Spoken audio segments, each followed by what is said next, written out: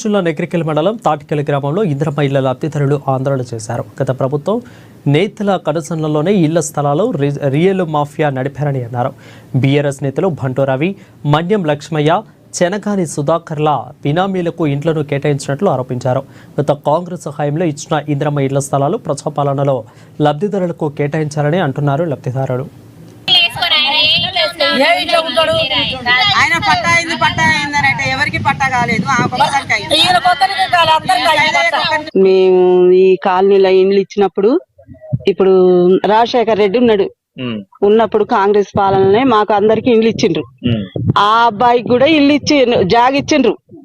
జాగిచ్చిన తర్వాత మేమందరం ఇండ్లు వేసుకున్నాము. ఆ అబ్బాయి కడీలిగినగా బాతుకొని ఈ స్థలంలో నాది అని వాడు గుర్తింపుకు వేసుకున్న తర్వాత ఎవరెవరో వచ్చి అదే మాకు బర్లకొట్టం కావాలి నీదేంద్ర ఈడని అది కూలగొట్టిండ్రు. అంది ఇల్లు వాడ తిరిగి కిరాయికున్నాడు. ఇల్లు వేసుకుందామంటే వేసుకొనియలేదు.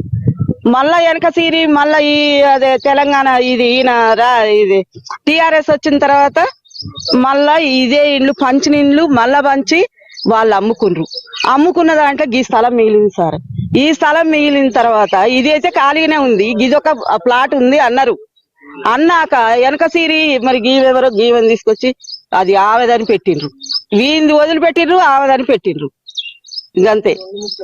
ఇక అది అప్పటి నుంచి నేను స్థానికంగా 20 సంవత్సరాల నుంచి ఇక్కడ వైఎస్ రాజశేఖర రెడ్డి ఇక్కడ ఇచ్చి ఉంటే దీంట్లో నేను ఇల్లు వేసుకొని ఉంటుంది.